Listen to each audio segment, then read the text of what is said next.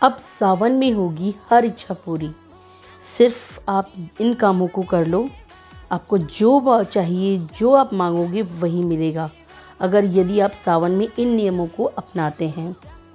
आप सभी जानते हैं कि सावन का महीना चल रहा है। सावन का महीना बहुत ही पवित्र महीना माना जाता है। इस महीने में भगवान शिव की पूजा की जाती है और व्रत भी किए जाते हैं। कहते हैं अगर आप इस महीने में कोई भी उपाय करते हैं तो आपकी विश जरूर पूरी होती है। तो आज मैं आपको सावन के महीने में जो शिव पूजन होता है उसके कुछ नियम बताने वाली हूँ। वैसे तो ये सभी नियम जनरली आपको पता ही होगा, लेकिन इन्हें परफेक्ट तरीके से कैसे यूज़ करना है इस वीडियो में मैं वही बताने वाली हूँ। और यदि आप इन नियमों को फॉलो करते हैं तो आप जो भी मांगोगे वो आपको 100% ज़रूर मिलेगा। तो चलिए शुरू करते हैं।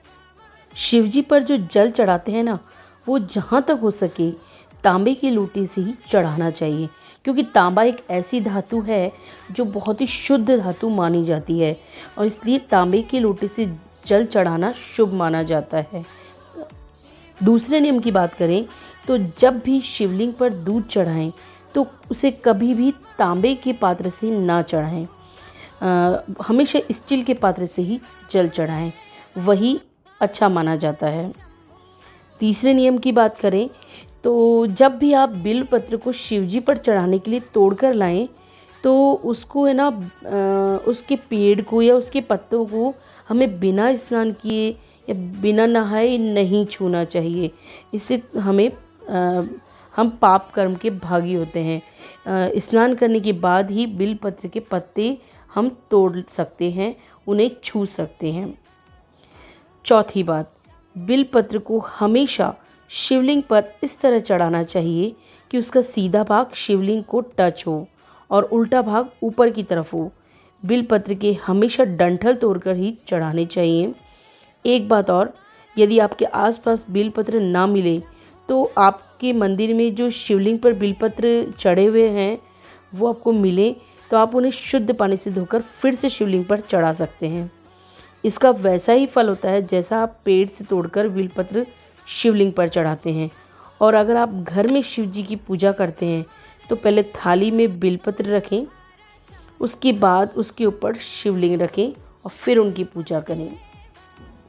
पांचवी चीज़ है, जब आप मंदिर जाते होंगे तो अक्सर ये सोचते होंगे कि क्या खड़े रहकर जल चढ़ाना चाहिए या बैठकर जल चढ़ाना चाहिए। तो ये बात मैं आपको क्लियर कर देती हूँ कि आपको बैठकर ही जल चढ़ाना है। जैसे कि ज़्यादातर मंदिरों में आपको शक्ति शिवलिंग ही मिलेगा जिन पर आपको हमेशा बैठकर इस शिवलिंग पर जल चढ़ाना है। अगर आपको किसी मंदिर में विष्णु शिवलिंग दिखाई देता है तो उन पर आप खड़े रहकर जल चढ़ा सकते हैं, लेकिन उसमें भी आपको एक चीज़ ध्यान रखनी है कि दोनों पैरों को आपको बिल्कुल बराबर रखकर विष्णु शिवलिंग पर जल नहीं चढ़ाना है। सीधा पैर थोड़ा सा आगे करके और उल्टा पैर थोड़ा सा पीछे रखकर जल चढ़ाएं।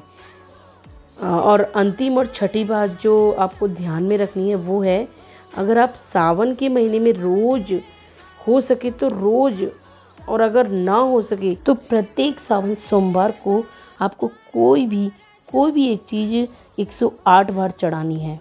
कोई भी एक चीज़ से मतलब है आप 108 फूल चढ़ा सकते हैं, 108 फल चढ़ा सकते हैं, 108 चावल के दाने चढ़ा सकते हैं, 108 बिल्वपत्र के पत्ते चढ़ा सकते हैं, या दालें 108 दाने भी चढ़ा सकते हैं। तो इन नियमों को अपनाकर आप सावन के महीने में शिव जी की पूजा करेंगे तो आपकी कोई भी इच्छा हो, कोई भी कामना हो, वो जल्द से जल्द पूरी होगी और आपको इसका शुभ फल जरूर मिलेगा। ओम नमः शिवाय।